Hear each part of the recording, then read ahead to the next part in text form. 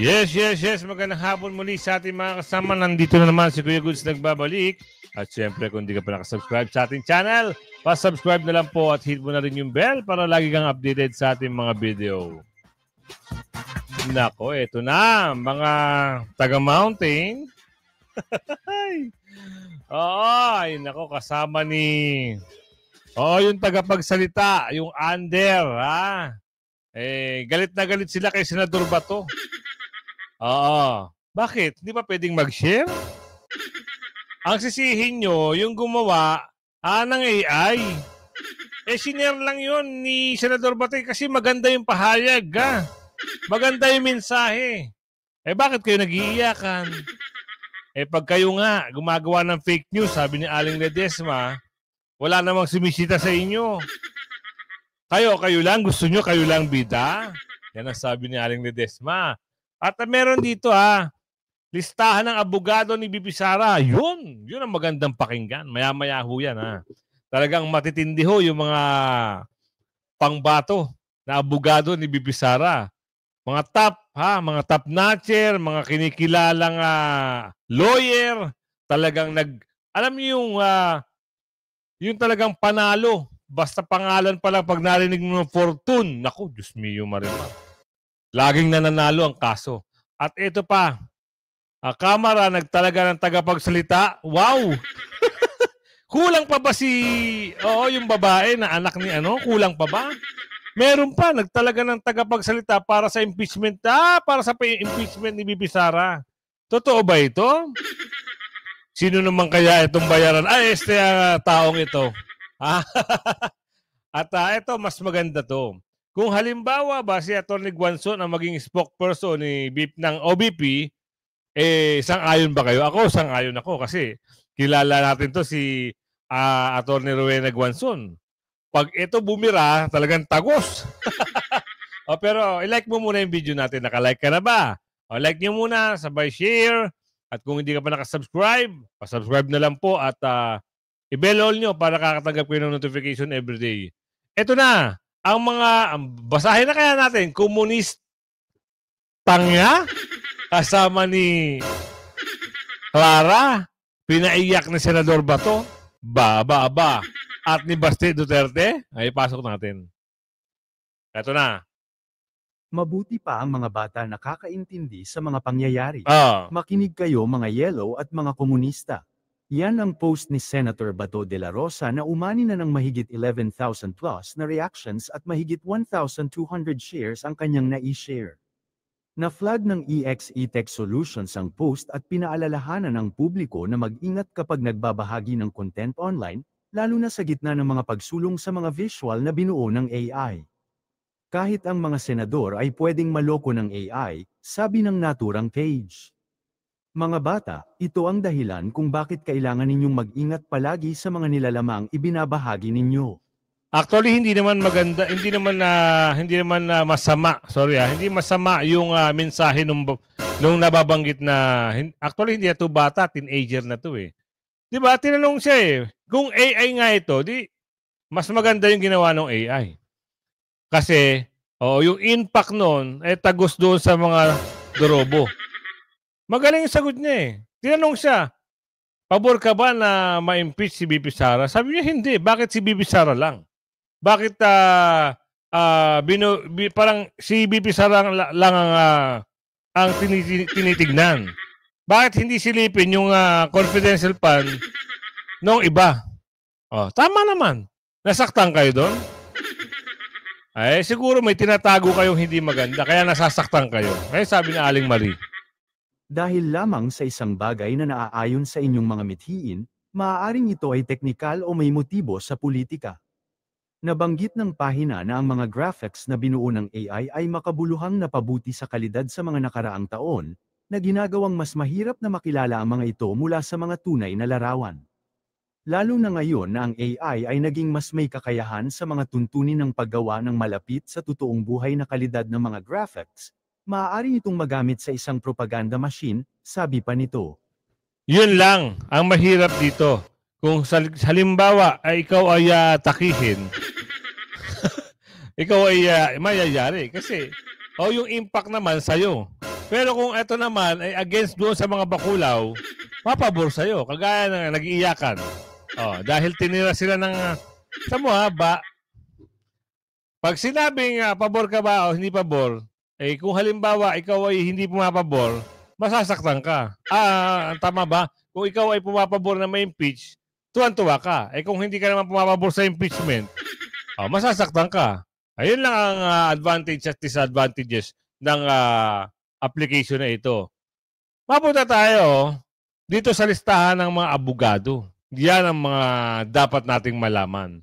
Maganda kasi nalalaman nyo lahat at meron tayong nababalitaan. Parang happy? Parang magiging happy na kayo. Konti na lang. Parang wag na muna natin sabihin. Baka malaman nila kung nasang bansa, no? Basta yun lang ang naririnig ko. Baka konting kembot na lang, yun nga, magulat na lang tayo na nando na. Abangan natin yung konkretong ebidensya. Baka mamaya o bukas, sa isang araw, happy na tayo lahat. Tuloy! 16 na abogado ni Vice President Sara Duterte ang haharap bilang defense counsel sa impeachment trial. Ito ang kinumpirma sa sulat na ipinadala ng isang law firm sa Senate Impeachment Court pasado alas 5 kahapon. Ilan sa mga ito ay dati na rin lumabas na abogado ng pangalawang Pangulo sa kanyang petisyon sa Korte Suprema upang pigilan ang pagsasagawa ng impeachment. Kabilang na dito sina Philip Siegfried Fortun, Gregorio Narvasa II, Sheila Sison, Roberto Batong Bacal at ang dating Department of Education spokesperson Michael Westy Foa. Sa huli at ikatlong pahina ng dokumento, nakasulat dito na binigyan rin ng kopya nito ang House of Representatives. Ngunit may nakasulat din dito na hindi ito tinanggap ng Kamara. Sa press briefing kahapon, Bakit hindi tinanggap? Bakit kaya? Natakot siguro din sa mga lawyer. Dahil alam nila ang kalidad ng mga lawyer ni BP Sara. Nakakatuwa, Hindi tinanggap? Asar talo na naman itong mga bakulaw na ito. Ni Senate President Francis Escudero na wala pa rin silang natatanggap na formal na komunikasyon mula sa Kamara kaugnay ng mga hinihingi ng impeachment court. Partikular na dito ang sertipikasyon na hindi lumabag ang lower house sa one impeachment per year rule ng saligang batas. Lahat ng komunikasyon ngayon sa pagitan ng prosecution at ng nasasakdal ay sa pamamagitan ng pleadings. So kailangan isumite nila yan sa korte sa pamamagitan ng pleading. Yon ay dokumentong legal yon na naayon sa rules of court. So kung resolution man yon ng Kamara, kailangan nilang i-attach yon sa isang pleading na ang tawag ay compliance kaugnay sa order ng impeachment court. Dagdag pa ni Senador Escudero, wala pa rin silang natatanggap maging ang inihayag ng Kamara na nais nilang linawin sa utos ng Senate Impeachment Court. Hindi anya maaaring idaan lang ito sa mga press release at social media posts. Di ba? Kasi ang hilig nitong mga taga-Kamara, nagpapa-press release at doon sa tagapagsalita nilang bago. Doon nila sinasabi yung mga damdamin nila. Hindi naman pwede, sabi na ito ni Senador Quezon. Dapat sila magsalita in one voice, in unison, sa pamamagitan ng isang pleading na isasubmit sa impeachment court. Hindi pwedeng pa isa-isa silang sasagot at magpapa-interview na lamang at yun yung sasagutin namin pa isa-isa din. We will only answer, if at all, any formal communication submitted through a pleading by the House Prosecution Panel representing the House of Representatives. Nilinaw naman ni Senador Escudero na walang deadline kung kailan isusumite ng Kamara ang mga ipinag-uutos sa kanila. Ngunit tiyak na uusisain sila kaugnay ng antala sa pagsagot kapag muling nag-convene ang impeachment court na inaasahang mangyayari na sa 20th Congress. Asher Kadapan Jr. Diba? Sumagot kayo. Ganun lang. Simplihan nyo lang yung sagot dahil hindi na kayo aabante dito sa mga senador na ito. Kilala na itong mga bakulaw na ito nagtalaga ng tagapagsalita para sa impeachment ni BP Sara. May bagong hire. Magkano naman kaya? Meron naman isang abogado, hindi ko kilala to ewan ko kung magaling siya o talagang ito nang bahala sila magpaliwanag. Rosalie, ano na ba ang latest sa mga susunod na hakbang ng Kamara para sa impeachment trial ni VP Duterte? Ella, sa mga susunod na araw ay magsusumite ng pleading o pakiusap ang House Prosecution Panel sa Senate Impeachment Court kaugnay ng impeachment case laban kay Vice President Sara Duterte. Partikular na yung kautusan ng Senate Impeachment Court na pagbabalik o pag-remand ng articles of impeachment sa House of Representatives. Gayun din ang pagsusumite ng certification ng Kamara na hindi ito lumabag sa constitutional provision na nagbabawal sa paghahain ng mahigit isang impeachment case laban sa isang government official sa loob ng isang taon. Ilan yan? Ginawa nyo na nga, 4 na nga eh. Di ba bawal yun? Lumabag na kayo sa rules. Dapat isa lang. Naging 4. Tapos inuna pa yung pangatlo o pang-4 ata. May paglabag na, 2 ng paglabag. Sa tingin nyo, maniniwala sa inyo, mga senador? Kaya nga binalik, di ba? Pinabalik sa inyo kasi nakitaan ng pagkakamali, paglabag. Ano ba yung dadahilan nyo? Ibasura na yan dahil hindi naabante sa 28th Congress. Sa mga ibinahagi sa publiko ng itinalagang impeachment spokesperson ng Kamara na si Attorney Antonio Odi Bukoy, Managing Partner. Magaling kaya ito? Mananalo kaya ito dito kaya... Sa bagay, tagapagsalita lang naman eh. Akala natin na magiging tagapagtanggol ito. Kung tagapagsalita, dapat galingan. May sustansya yung mga sinasabi. Baka mamaya mabas, sabi ni Aling Lorraine. Baka mabas din yan. Masira yung dignidad ng pagka-abogado. Yung sabi ni Aling Lorraine. Yung Marimar.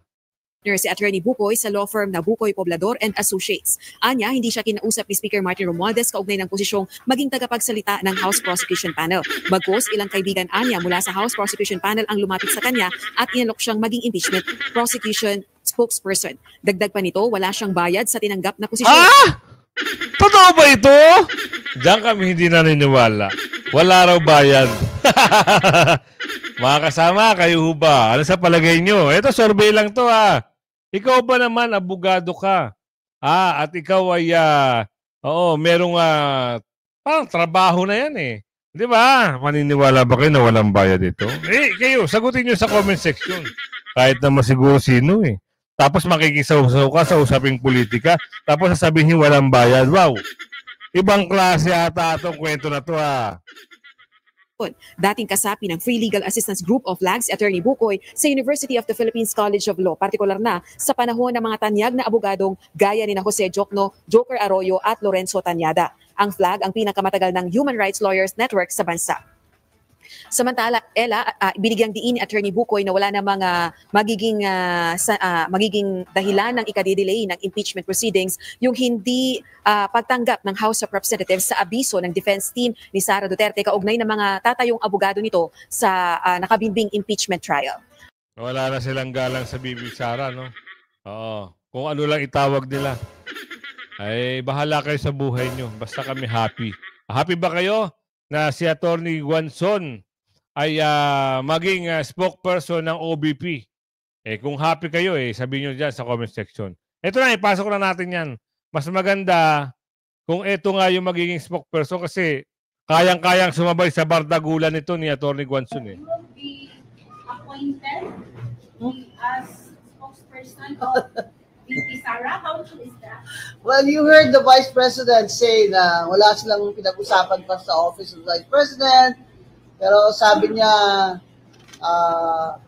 hanga siya sa tapang at talino ni Atty. Guanzon. Tama. Nagkaroon po ng press conference at bayan si Atty. Rowena Guanzon dyan po sa Cebu. Pero bago po ang lahat, gusto ko muna po kayong batiin. Nandito po tayo ulit sa Boy Opinion TV. Lahat po ng inyong opinion at komento ay welcome po sa ating YouTube channel. Magandang araw Pilipinas at sa lahat ng Pilipino saan man sa mundo. Marami pong salamat sa ating mga manonood, sa ating mga subscriber, at kung kayo po ay hindi pa nagsusubscribe. Tuloy natin Dugay na kayo ko wala ka ari sa Cebu.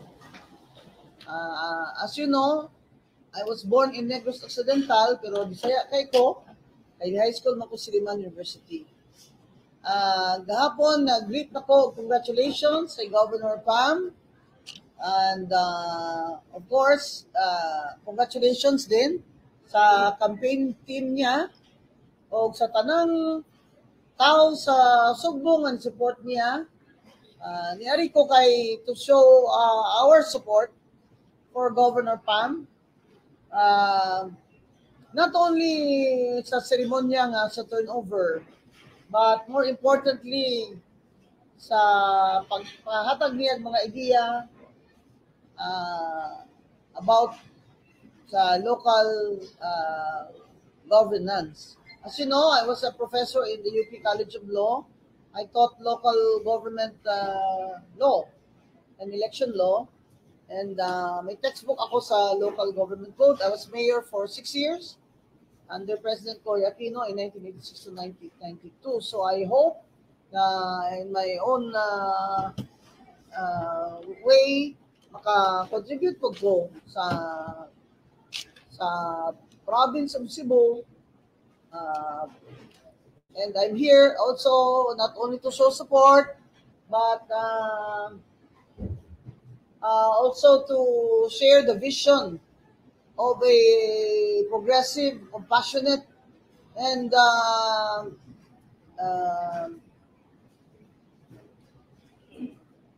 peaceful province of Cebu. Together. Actually, kung talagang bibigyan ng pagkakataon ito si Atty. Guanzon, talagang masisiraan ng bait ang mga taga-kamara pag ito bumardagol.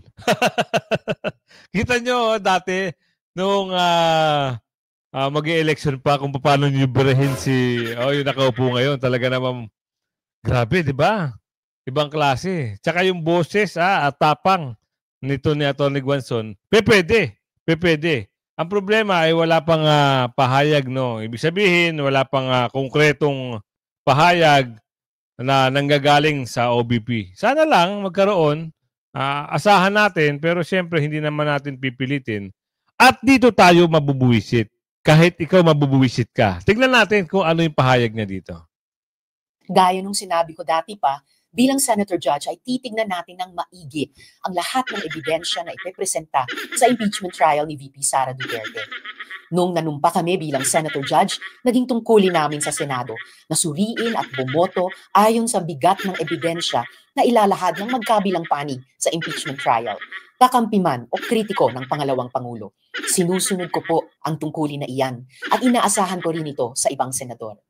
One good way for the Vice President to start... Actually, wala ka nang aasahan sa ibang senador dahil ilan lang kayo. Tapos yung dalawa, mag-goodbye pa sa termino. Sino lang yung papasok na bago?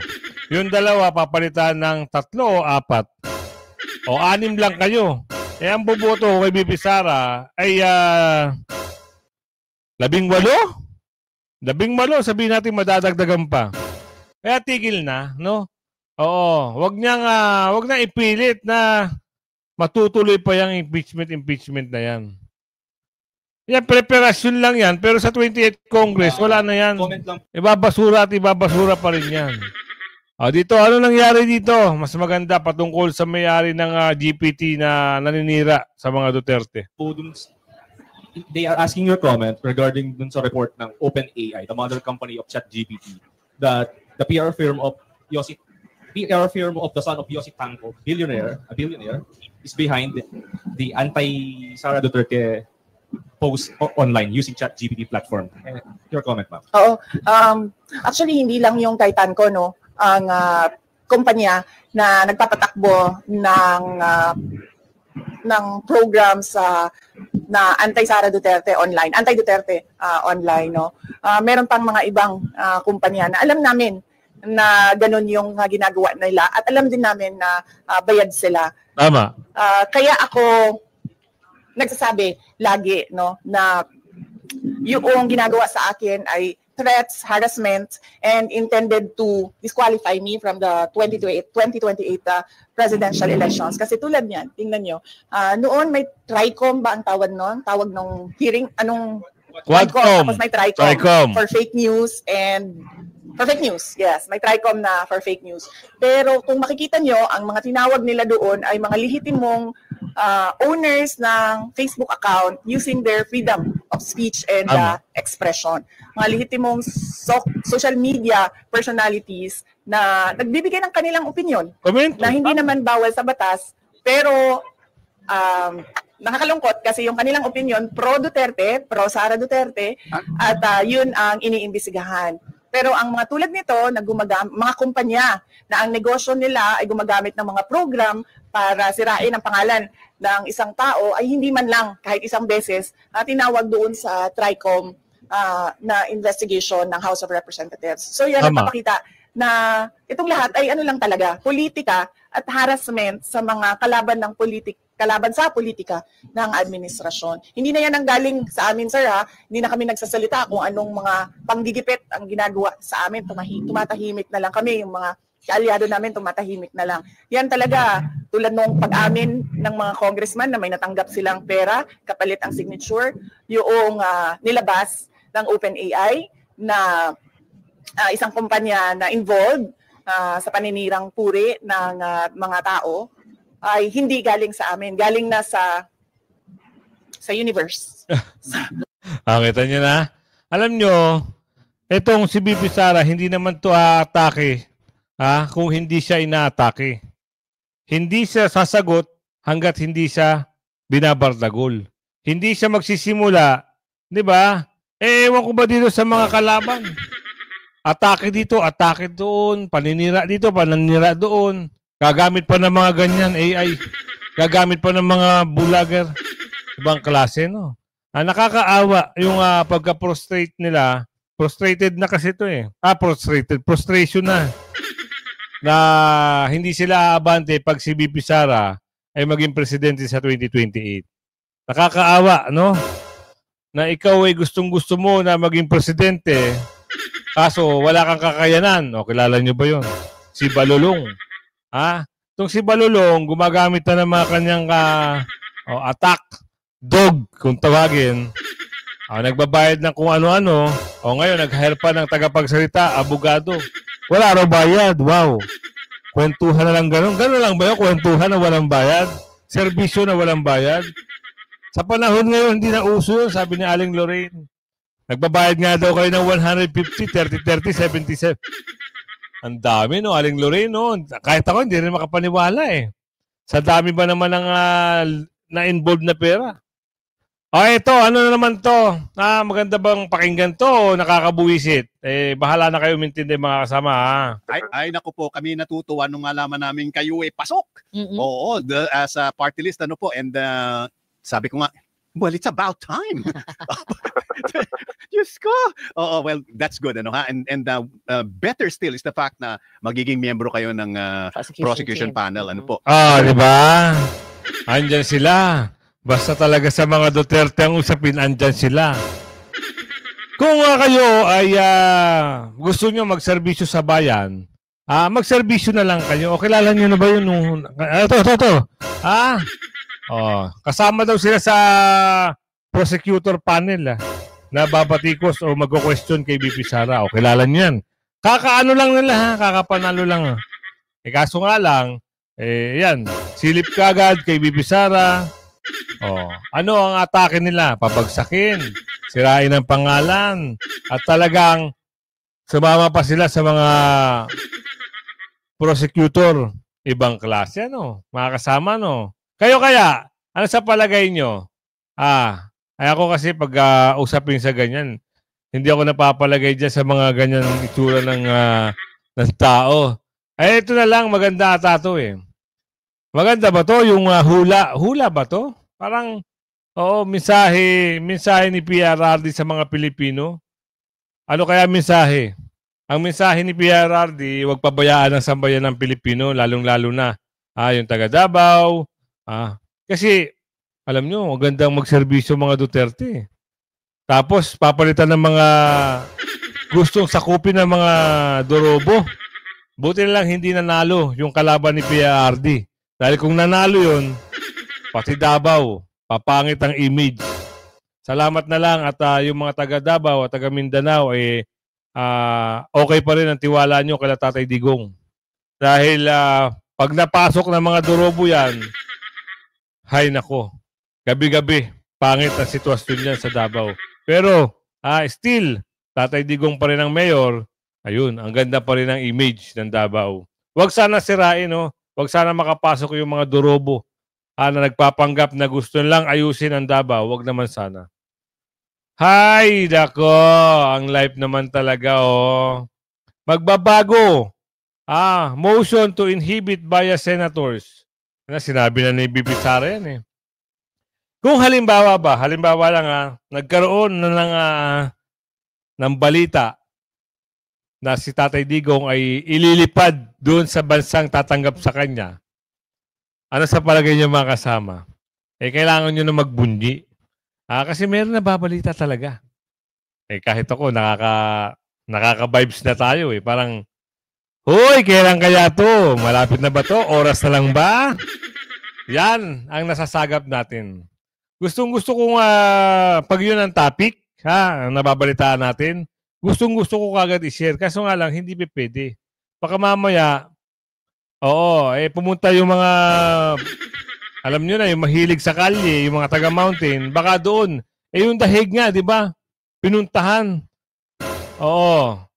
Kung halimbawa, nilipad na uli si Tatay Digong, papunta doon sa tatanggap na bansa, isipin nyo, baka magpuntahan din yung mga, okay lang kung mga supporter ni Tatay Digong. Paano kung mga supporter ng mga Bakulaw at doon mag-rally? Problema pa. Meron pa palang 3 artistang bitter kay Bibi Sara. Bago ito Tignan natin mga kasama gusto ko lang matalakay ito. 3 artistang bitter? Sino-sino kaya ito? Kilala nyo naman yung, kilala nyo yan, for sure. Anong pangalan nito? Laos na to Laos na rin to. Itong isa, hindi ko kilala yan. Mga laos na. Pero bitter sila Tignan natin. Sabi rito, 3 artitang, artitang hindi artista. 3 artitang bitter kay Bibi Sara. Pinagmumura ni Topacio. Tama lang yan, Atty. Topacio. Tama lang ginawa mo. Murahin mo na murahin yung mga bitter.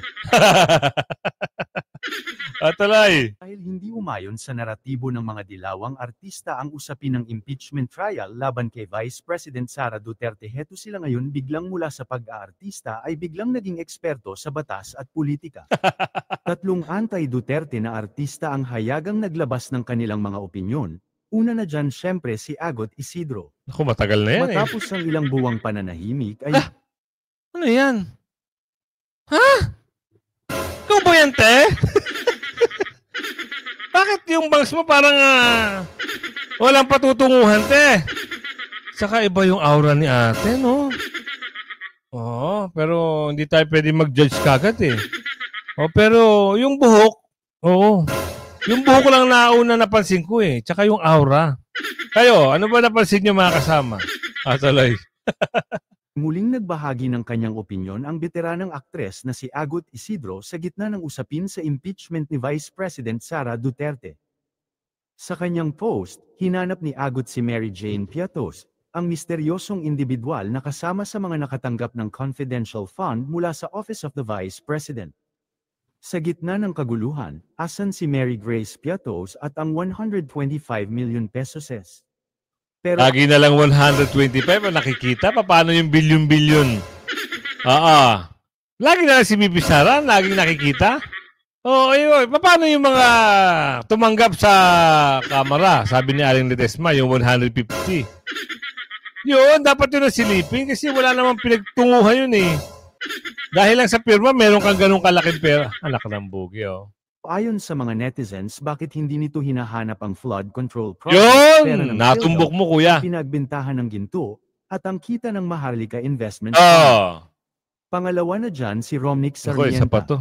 Sa post ng aktor sa X o dating Twitter, binatikos nito ang Senate President na si Cheese Escudero sa kontrobersyal na desisyon nito na... Politician ka ba?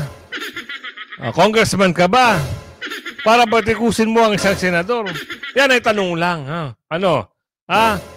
Tumakbo muna kayo na pagkakonsihal o barangay chairman para malaman nyo kung ano yung mga dapat nyo itanong. Pero kung hindi kayo politiko, hindi nyo pwedeng questionin kung ano yung sinabi ni Mama Quezon. Na may kinalaman sa naantalang proseso ng impeachment. Ang tanong, naiintindihan ba ng Senate President ang tungkulin niya? Nagbabasa ba siya ng Constitution? Nagsisilbi ba siya para sa Ano kaya ang alam nito sa Constitution? Meron kaya? Kahit preamble, sabi ni Aling Ledesma Meron kaya? Ay, nagtatanong lang Baka magalit kayo. Kasi kayo nagtanong din Naiintindihan ba ng Senate President ang tungkulin niya? Kaya nagtanong din si Aling Ledesma.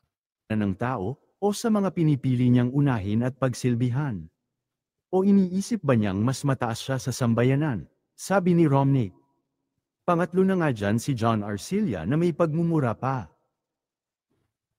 Tila may pinatututsadahan ng award-winning actor na si John Arcilla sa kanyang latest Facebook post na bagamat walang tinukoy kung sino o tungkol saan, espekulasyon naman ng mga netizen ay may kinalaman sa naging desisyon ng Senate Impeachment Court sa pagbasa ng Articles of Impeachment ni Vice President Sara Duterte. Mababasa sa Facebook post ni Arcilla na tila dismayado siya sa hindi tinukoy na mga tao. Ginamit pa niya ang isang malutong na mura na associated sa kanyang karakter bilang si General Luna. Dumb, dumber, dumberer, dumberest, and dumber estest, aniya. Nakakapot ng ina. Ang nakakakilabot merong alam mo na hindi naman talaga tanga pero nagtatanga-tangahan kasi tanga at mangmang ang tingin nila sa mamamayang Pilipino. Tigil na. Umarte na lang kayo, mas maganda pa. Para sa inyo ha. Kasi kami, lalo na sa karakter mo. Sabi ni Aling Marie, hindi kami natutuwa. Tapos makikisaw-saw kayo sa politika. Wow. Ewan ko lang sa inyo. Kayo mga kasama, natutuwa ba kayo sa panghihimasok ng mga...